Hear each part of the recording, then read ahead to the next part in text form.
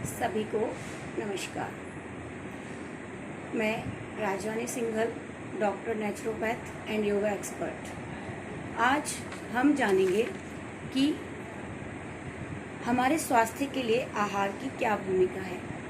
यदि हमें संपूर्ण स्वास्थ्य चाहिए तो अपने आहार पर हमें ध्यान देना ही होगा। आयुर्वेद के अनुसार भी स्वास्थ्य के 3 आधार हैं: आहार, दिनचर्या और निद्रा। तो हमें आहार पर ध्यान देना है, जिसमें हमें संतुलित आहार को कब, कितनी मात्रा में और किस क्वालिटी का होना चाहिए उसका ध्यान रखना है। हमें उपयुक्त समय पर, उपयुक्त मात्रा में, उपयुक्त क्वालिटी का आहार लेना चाहिए, जिससे हम हेल्दी रहेंगे। तो संतुलित भोजन क्या है और इसके कंपोनेंट्स क्या क्या हैं, जिनको हमें आहार में हमेशा शामिल करना चाहिए। आहार 3 प्रकार का होता है। सबसे पहले होता है ये एनर्जी गिविंग फूड, जो हमारे शरीर को ऊर्जा प्रदान करता है। फिर बॉडी बिल्डिंग फूड, हमारे शरीर में टूट फूट होती रहती है और छोटे बच्चों की ग्रोथ भी होनी होती है, जिसमें ये बहुत महत्वपूर्ण भूमिका निभाता है। और फिर उसके बाद होता है प्रोटेक्टिव फूड, हमारा बाह्य संक्रमण से, रोगों से रक्षा करने वाला भी एक खाद्य होता है, जो कि बहुत ज़रूरी होता है हमारे लिए। कार्बोहाइड्रेट एंड फैट्स हमारे एनर्जी गिविंग फूड होते हैं। प्रोटीन्स हमारे प्रोटेक्टिव फूड होते हैं, बॉडी बिल्डिंग फूड होते हैं। और विटामिन्स एंड मिनरल्स जो होते हैं हमारी बॉडी में, ये हमारे प्रोटेक्टिव फूड होते हैं। उसके अलावा भी एक और फूड होता है डाइटरी फाइबर, जो कि खाने में मौजूद होना चाहिए। ये हमारी बॉडी में जस्ट लाइक ब्रूम काम करता है, सफाई में बहुत हेल्प होती है इसकी। इसमें जो खाना हम खाते हैं वो हमारा आंतों से चिपकता नहीं है इसकी मदद से। अगर हमारी बॉडी में रफेज होगा, फुजला होगा, फाइबर होगा, तो हमारा खाना अंदर हमारे शरीर के जाकर आंतों से न चिपकने के बजाय शरीर में अवशोषित होगा और उसका वेस्ट प्रोडक्ट शरीर से बाहर निकल जाएगा। टॉक्सिन नहीं बनेंगे और हमारे शरीर में रोग नहीं आएंगे। तो रोगों को दूर रखने में आहार बहुत महत्वपूर्ण भूमिका निभाता है, जिसमें संतुलित भोजन हमें लेना चाहिए।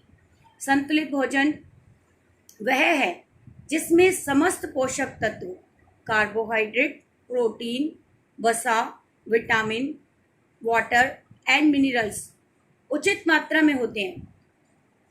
एक स्वस्थ व्यक्ति के लिए संतुलित भोजन का बड़ा महत्व है। बच्चे, बूढ़े, बड़े, महिलाएं, सभी के समुचित विकास और वृद्धि के लिए संतुलित भोजन खाना चाहिए। कई बार इन पोषक तत्वों से युक्त भोजन न मिलने के कारण बड़ी संख्या में जो बच्चे होते हैं मेलन्यूट्रिशन का शिकार हो जाते हैं। तो इस वीडियो में हम यही समझेंगे कि संतुलित भोजन क्या है, संतुलित आहार को हम कैसे अपने जीवन में शामिल कर सकते हैं, हमें क्या दिन में खाएं, क्या ना खाएं, जिसकी वजह से हमें संतुलित भोजन मिल जाएगा।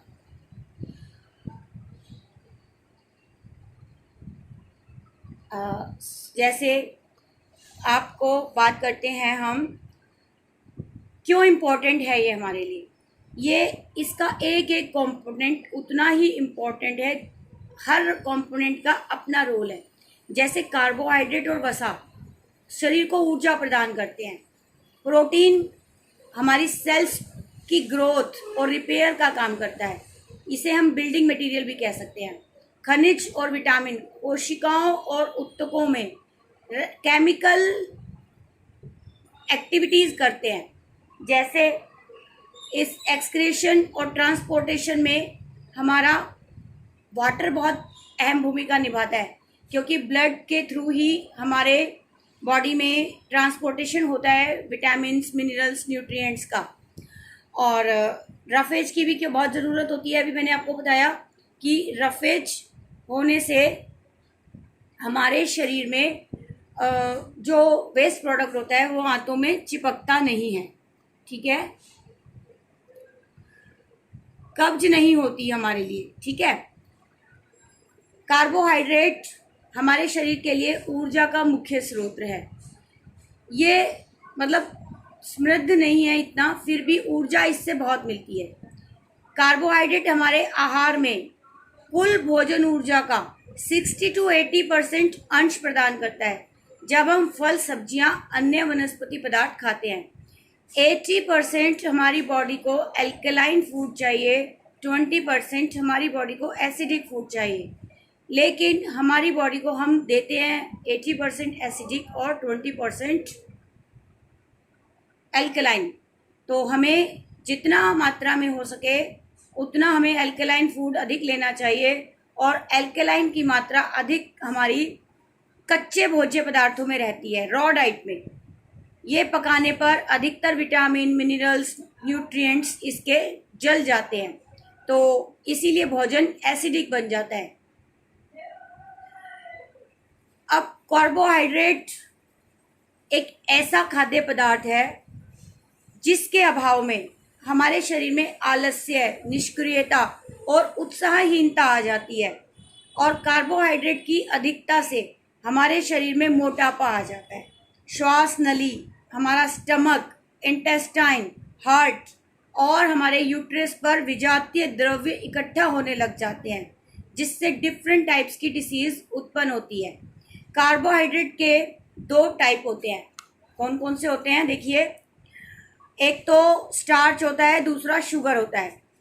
जितने भी सिंगल पीस सीड होते हैं, अनाज होते हैं, उनमें हमें श्वेतसार, स्टार्च मिलता है, जैसे चिपचिपापन होता है उनके अंदर, और ये ग्लूकोज में कन्वर्ट हो जाता है। ग्लाइकोजन बनकर ये हमारे लीवर और मांसपेशियों में एक्स्ट्रा होता है, तो ये जमा भी हो जाता है। इसमें हमारा एक एल्कलाइन बेस्ड कार्बोहाइड्रेट होता है, जैसे केला, आलू, शकरकंदी, पपीता, नाशपाती, चीकू, संतरा, सेब, अनानास, अमरूद मीठे फलों में मिलता है, और ये हमारा एल्कलाइन बेस्ड कार्बोहाइड्रेट होता है। एक होता है एसिडिक। एसिडिक में कौन कौन से आ जाते हैं, जैसे जौ, चावल, मकई, जो भी सिंगल पीस सीड होते हैं। और एक होते हैं फुली प्रॉपर एसिडिक होते हैं, जो कि इनमें आता है गेहूं, ज्वार, बाजरा आदि। अगर हम अपने आटे में से चोकर को अलग कर देते हैं तो ये भी हमारा एसिडिक आटा बन जाता है। इसलिए हमें एसिडिक ना बनाने के लिए हमें उसमें चोकर को ऐड रहने देना चाहिए। एक होती है हमारे पास ग्लूकोज, शुगर, वो होती है मिल्क शुगर, जिसमें इसकी आवश्यकता मनुष्य को गर्भकाल में ज़्यादा रहती है। यह दूध में सबसे ज़्यादा होता है। और एक होता है ग्रेप शुगर। ग्रेप शुगर में क्या होता है कि जैसे अंगूर, शहद और फलों में पाया जाता है। इससे पहले हमारा जो मतलब पूर्व डाइजेस्टिव फूड कहते हैं, जिसे शहद प्री डाइजेस्टेड फूड है, खाते हैं तो हमारे शरीर को इससे बहुत लाभ होता है, नुकसान नहीं होता है। इसे पचाने में हमारी डाइजेस्टिव सिस्टम को ज़्यादा मेहनत नहीं करनी पड़ती, और ये हमारी बॉडी को तुरंत एनर्जी दे देता है।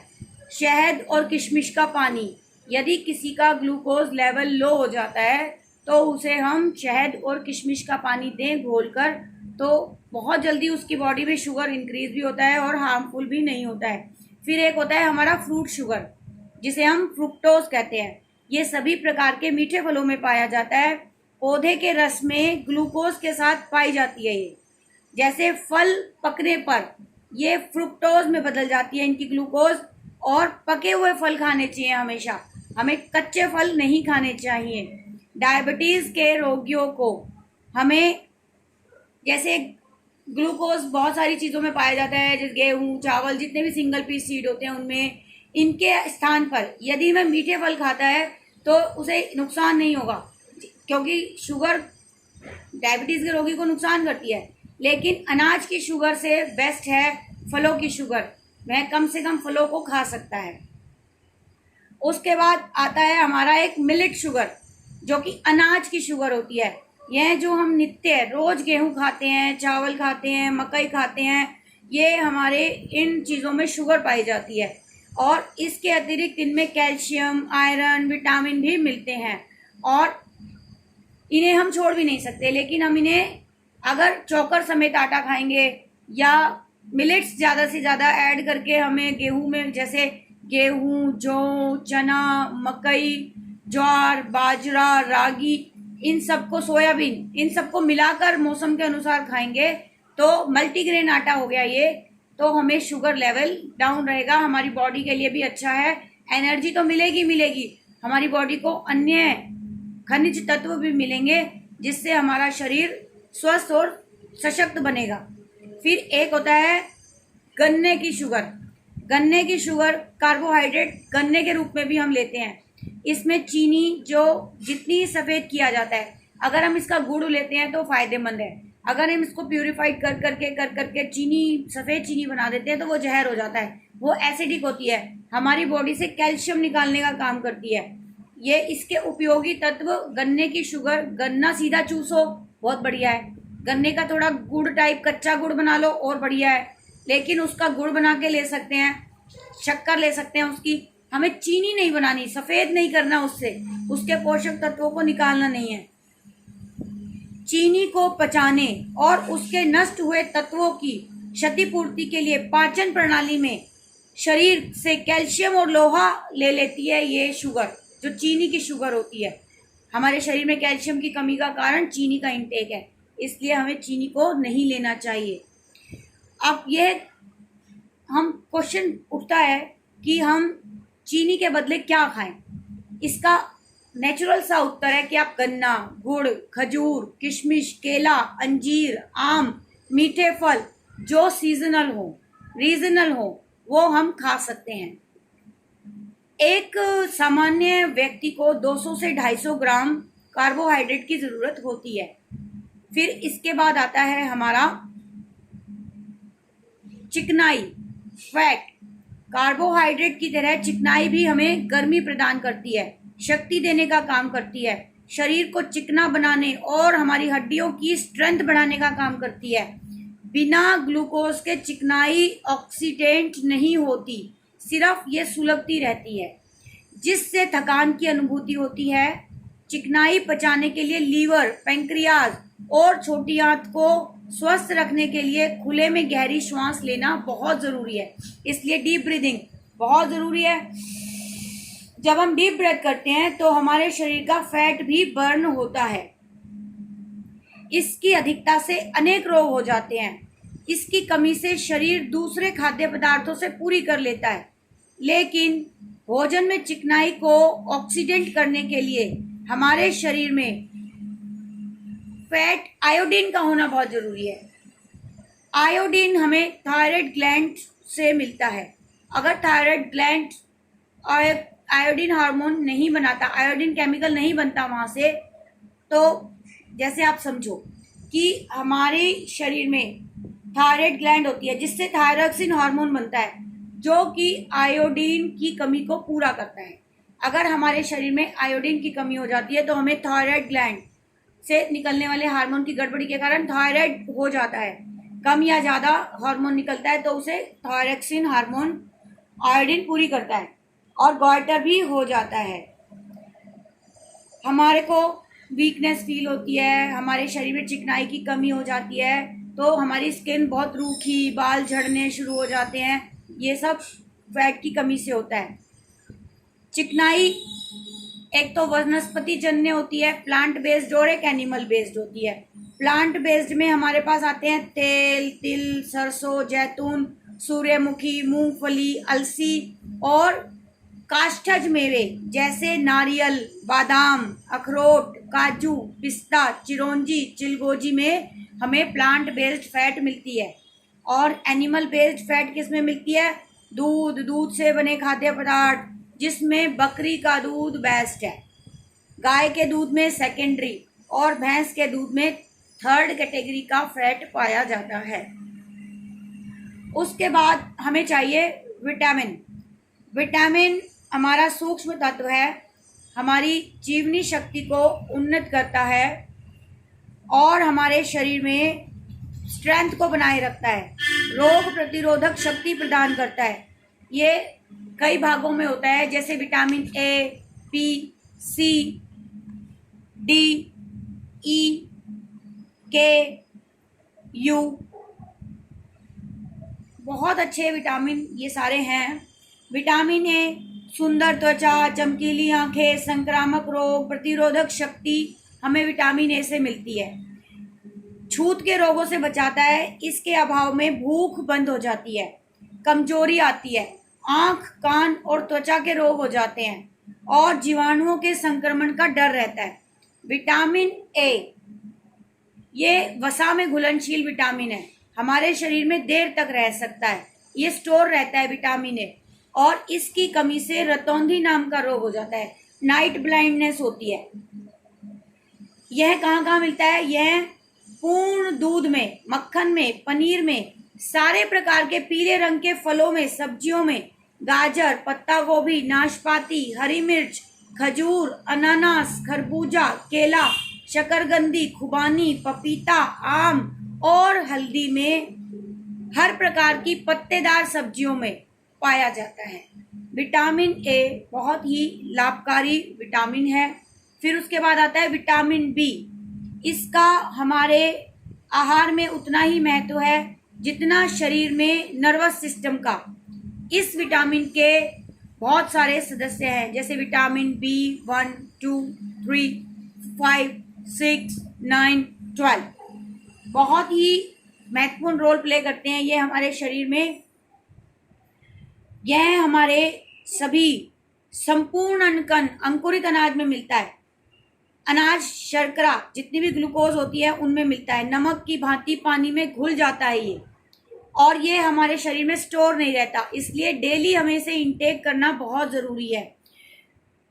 इसको लेने से भूख तेज होती है, हमारी पाचन शक्ति को स्ट्रॉन्ग बनाता है, ये सामान्य स्वास्थ्य को उन्नत करता है, शरीर की ग्रोथ होती है, नर्वस सिस्टम इससे स्ट्रॉन्ग बनता है।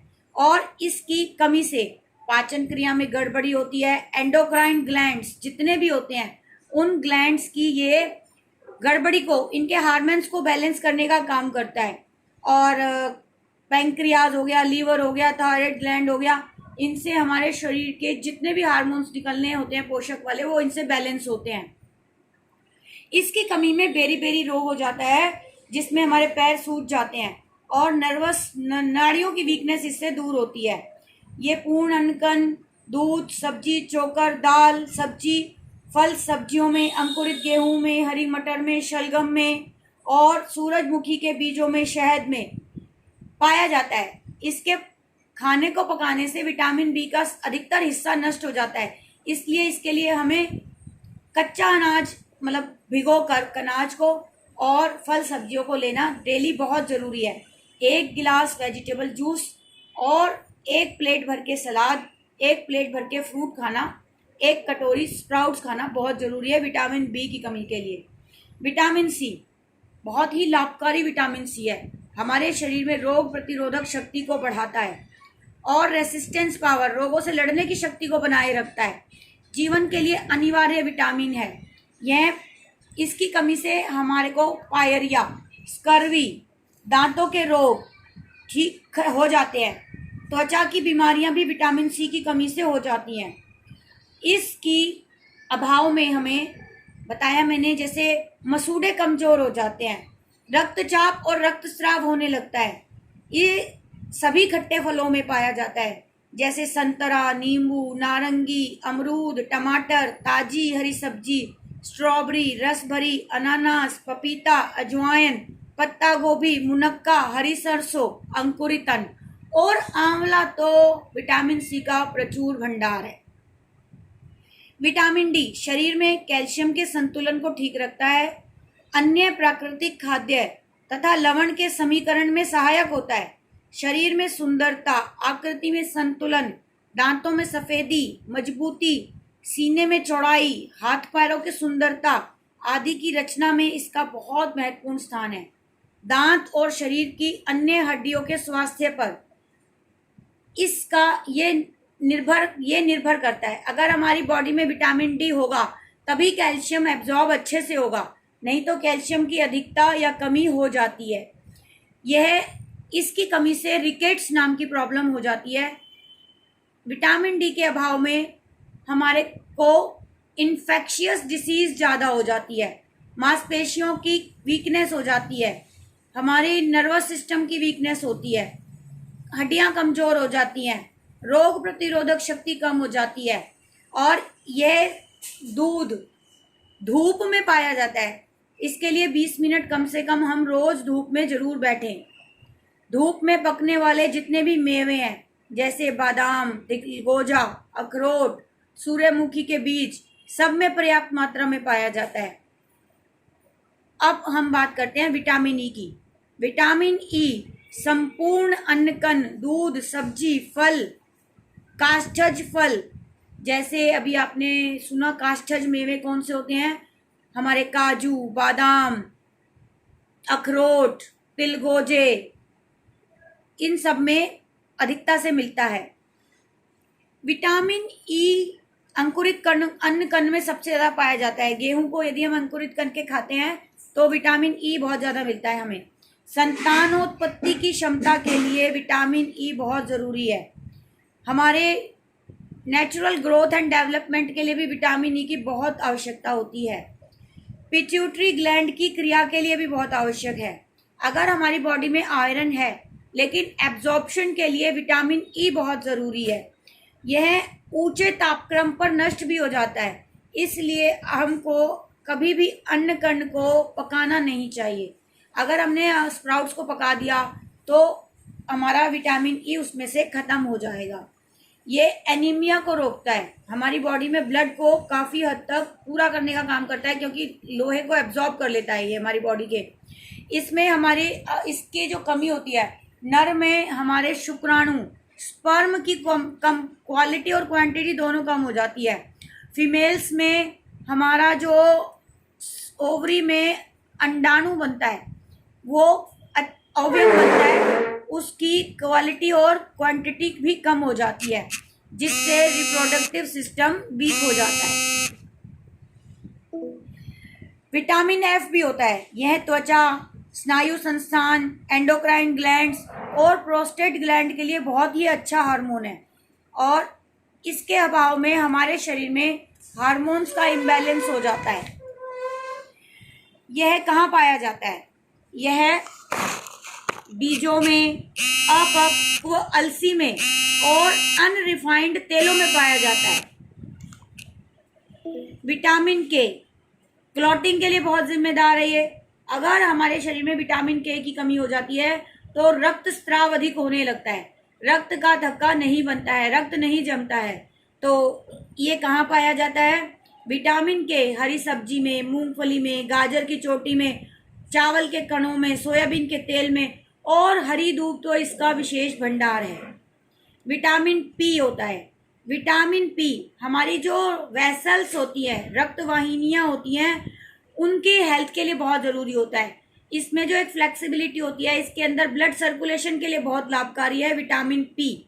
विटामिन पी का साधन है पालक। ये पालक में सबसे ज़्यादा पाया जाता है। हमारे शरीर में थकान होने लगती है ज़्यादा अगर इसकी कमी रहती है, तो इसके लिए हमें पालक का नित्य सेवन करना बहुत ही ज़रूरी है। फिर एक आता है विटामिन यू। हमारी पेट की जो इंटरनल झिल्लियाँ होती हैं, श्लेष्मा झिल्लियाँ होती हैं, जिनसे पाचक रस निकलते हैं, एंजाइम्स निकलते हैं, और उनसे हमारे शरीर में पाचन शक्ति बढ़ती है। पाचन प्रणाली की झिल्लियाँ वीक हो जाती हैं इसके अभाव में। तो इसको पूरा करने के लिए हमें ताज़ी सब्जियां, पत्ता गोभी में विशेष रूप से पाया जाता है। फिर आते हैं हम मिनरल्स पे। मिनरल्स के लिए जैसे calcium, magnesium, phosphorus, iron, iodine, chlorine, sodium, potassium, silicon, इनकी बहुत आवश्यकता रहती है। अगर कैल्शियम की हड्डियों को सशक्त और मजबूत बनाने के लिए बहुत ज़रूरी होता है। अगर कैल्शियम की कमी हो जाती है तो हमारी हड्डियां लुचलुची हो जाती हैं, हमारे दांत सड़ने लगते हैं, रिकेट्स हो जाता है, बॉडी में ब्लीडिंग ज़्यादा होती है, हृदय की गति में विक्षेप होता है, नर्वस वीकनेस हो जाती है, पेशियों में फरफराहट, अकड़नपन होती है। गर्भवतियों को अधिक कैल्शियम की आवश्यकता होती है, और भ्रूण के विकास और बनावट के लिए सबसे ज़्यादा जिम्मेदार होता है कैल्शियम। कैल्शियम सभी सफेद चीजों में पाया जाता है। दूध, गाजर, अजवाइन, पत्ता गोभी, शलगम, चुकंदर, हरी सब्जियां, नींबू, संतरा, मौसमी, सिंघाड़ा, मसूर, बादाम, अंजीर और अन्न कण के चोकर में प्रचुर मात्रा में होता है। सफेद तिल तो कैल्शियम का भंडार है। हरी दूब में कैल्शियम उच्च कोटि का ही नहीं पर्याप्त मात्रा में होता है। शरीर के शोधन, रचना और विकास के लिए कैल्शियम मिनरल्स बहुत जरूरी होते हैं। अन्य खाद्यों के एब्जॉर्प्शन के लिए भी इनका होना हमारे शरीर में बहुत जरूरी होता है। मैग्नीशियम चिकनाई के उपयोग में सहायक होता है। इसके अभाव में पाचन खराबी, थकान, चिड़चिड़ापन, नर्व्स वीक हो जाती हैं, ब्रेन की जो शक्ति होती है, स्ट्रेंथ कम हो जाती है, शारीरिक वृद्धि का निरोध कर देता है, हृदय गति दुर्बल हो जाती है। इसमें हमारी हार्ट बीट्स बढ़ने लगती हैं यदि मैग्नीशियम की कमी होती है तो। हमारे शरीर में मैग्नीशियम की पूर्ति के लिए दूध, हरी पत्तीदार सब्जियां, मटर, बीन्स, सिंघाड़ा और स्प्राउट्स में अधिकता से पाया जाता है। फास्फोरस हमारे शरीर कोश में शक्ति का संचार करता है। कैल्शियम के साथ दांत और हड्डी को मजबूत बनाने का काम करता है। हमारे नर्वस सिस्टम को स्ट्रांग बनाता है फास्फोरस। अगर इसकी कमी हो जाती है तो हड्डियों का विकास ठीक से नहीं होता है, दांत मजबूत नहीं होते हैं, वजन घटता है, साधारणतः हमारे को वीकनेस फील होती है। दूध, फलियां, सिंघाड़ा और स्प्राउट्स, काष्ठज फल जितने भी होते हैं, काजू, बादाम, अखरोट, चिरौंजी, तिलगोजा, सब में मिलता है। हल्दी में विशेष रूप से फास्फोरस होता है। कैल्शियम के साथ फास्फोरस अवश्य ही रहता है। जिस साधन में कैल्शियम है उसमें आपको फास्फोरस जरूर मिलेगा। कैल्शियम और फास्फोरस के एब्जॉर्प्शन के लिए हमारे शरीर में विटामिन डी का होना बहुत जरूरी है। लोहा, इसके समीकरण के लिए हमारे शरीर में तांबा और क्लोरोफिल का होना बहुत जरूरी है। अगर हमारे शरीर में आयरन का एब्जॉर्प्शन होना है तो तांबा भी होना चाहिए, क्लोरोफिल भी होना चाहिए। जैसे तांबा और क्लोरोफिल, लोहा एक साथ रहते हैं। लोहा और तांबा हर चीज में मिलेगा, जहां लोहा मिलेगा वहां आपको तांबा भी मिलेगा। इसके अभाव में हमारे शरीर में एनीमिया हो जाता है, रक्त की कमी हो जाती है, हीमोग्लोबिन कम हो जाता है, रक्त कण का आरबीसी कम हो जाते हैं और जीवनी शक्ति कमजोर पड़ जाती है। यह हमें सभी हरे पत्तेदार सब्जियों में, हरी चीजों में पाया जाएगा। जिन चीजों में हरी चीजें होती हैं उनमें हमें आयरन मिलेगा ही मिलेगा, कॉपर मिलेगा ही मिलेगा। सूखे मेवे, अमरूद, केला, बैंगन, अनार, खुबानी, किशमिश, मुनक्का, अंगूर, गाजर, चोकर, धनिया आदि सब में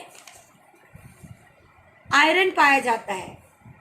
बात करते हैं तांबे की। आयरन और तांबा दोनों एक ही जैसा है, मतलब एक ही जैसे खाद्य पदार्थों में पाया जाता है, लेकिन अगर इसकी कमी हो जाती है तो हमें एनीमिया हो जाता है, हमारी श्वास में खराबी आती है, श्वास लेने में समस्या हो जाती है, वीकनेस होती है, ग्रोथ रुक जाती है। और ये स्प्राउट्स में सबसे ज़्यादा पाया जाता है तांबा।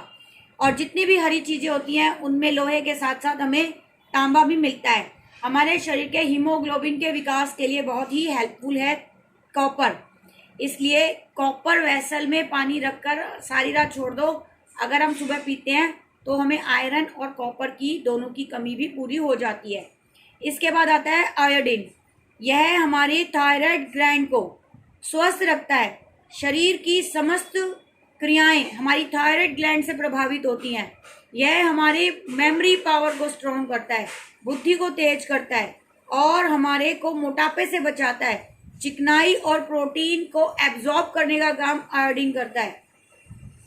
इसके अभाव में हमारी थायराइड ग्लैंड बढ़ जाती है, हमारे को गॉइटर रोग हो जाता है।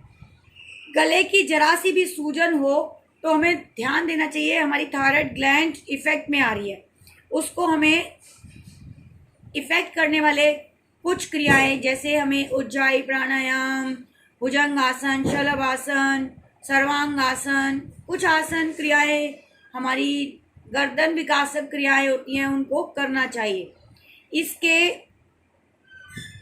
बाद आता है हमारा नंबर, अच्छा हमें मिलता कहाँ से है हमारे को आयोडीन। आयोडीन हमें स्प्राउट्स में, कास्टज मेवों में और हमारे मखाना, सिंघाड़े, जितनी भी सफ़ेद चीज़ें होती हैं, पानी में पैदा होने वाली जितनी भी चीज़ें होती हैं, उनसे हमें सबको आयोडीन मिलता है। जैसे अनानास आयोडीन का भंडार है। क्लोरीन, क्लोरीन क्लोराइड के रूप में सभी खाद्य पदार्थों में पर्याप्त मात्रा में पाया जाता है। यह शरीर की सफाई करने के बहुत ज़्यादा काम आता है। शरीर में से सारे टॉक्सिन्स को निकालने का काम क्लोराइड करता है, क्लोरीन करता है। और क्लोरीन की गोलियां होती हैं जो अगर हम पानी में डाल देते हैं तो पानी भी साफ हो जाता है। इसी प्रकार हम अगर हमारे शरीर में क्लोरीन की कमी होती है तो टॉक्सिन्स की मात्रा बढ़ने लगती है। यह दूध, हरी सब्जियों, कास्टज फल और अन्य कण में पाया जाता है। इसके बाद बात आती है सोडियम की। हमारे शरीर में सोडियम, क्लोरीन का साथ होने से भोजन में सोडियम का विशेष महत्व है, क्योंकि सोडियम और क्लोराइन दोनों साथ साथ रहते हैं। सोडियम प्रोटीन के पाचन के लिए आवश्यक है। बहुत से लवणों को घुलने के लिए भी हमें नमक की, सोडियम की आवश्यकता होती है।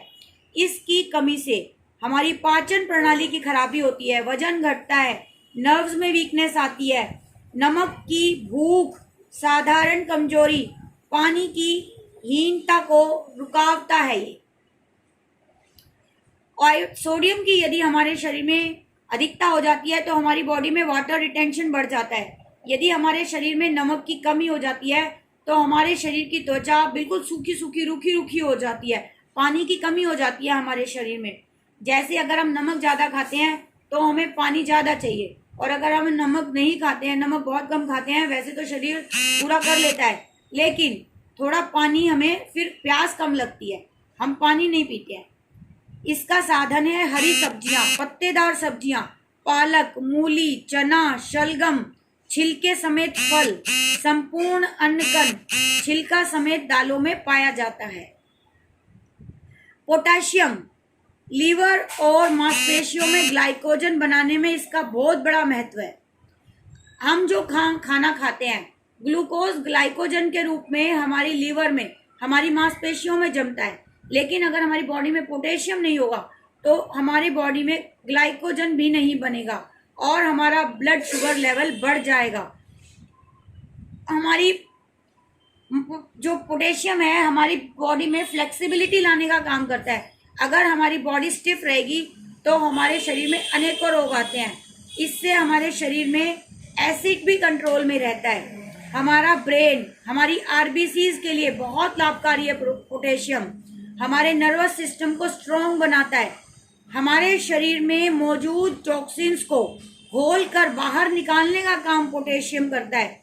इसके अभाव में मेंटली रिटार्डनेस आती है, बुद्धि का विकास नहीं हो पाता, कॉन्स्टिपेशन, गैस, एसिडिटी, स्नायुविक दुर्बलता आती है, नर्वस वीकनेस हो जाती है, आलस आता है।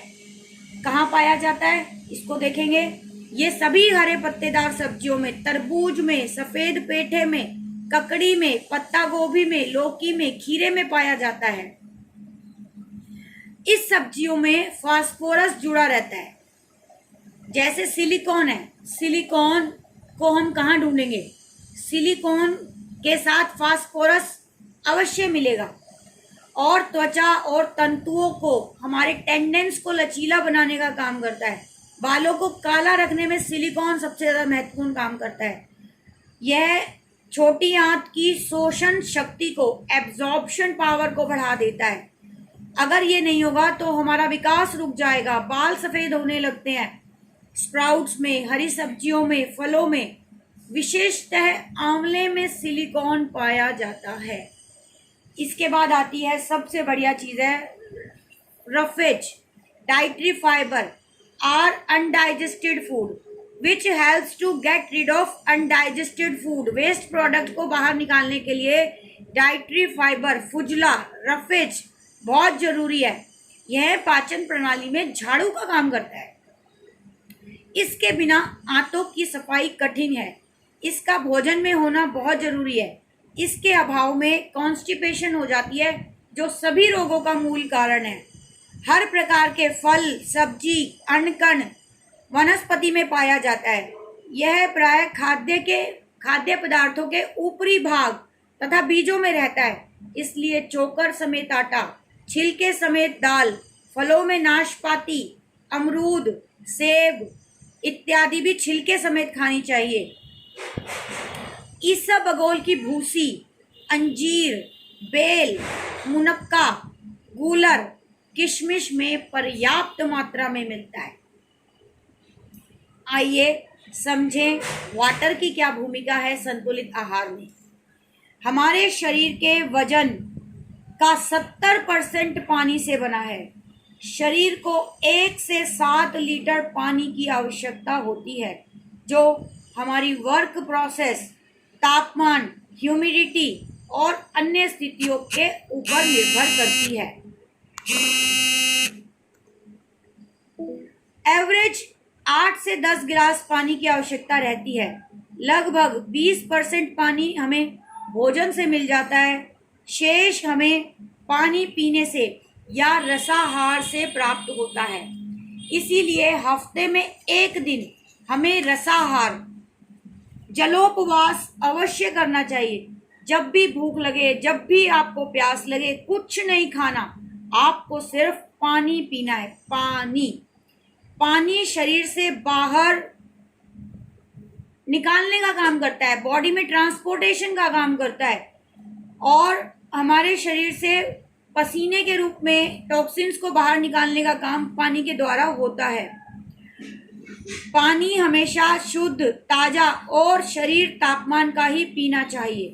नहाने के काम में पानी भी इसी प्रकार सिंपल होना चाहिए, जिसके लिए एक बहुत ही बेस्ट बात है ठंडा गरम अनुक्रमिक स्नान। एक बहुत अच्छी थेरेपी है, जिसके लिए हमें एक बाल्टी में पानी लें गरम और उसमें ठंडे पानी का नल खोल दें, जिसमें गर्दन से नीचे पानी डालकर नहाना शुरू करें और जब पानी बाल्टी में ठंडा हो जाए तो उसे सिर पर डालकर ठंडे पानी से नहाकर अपने नहाने को समाप्त करें।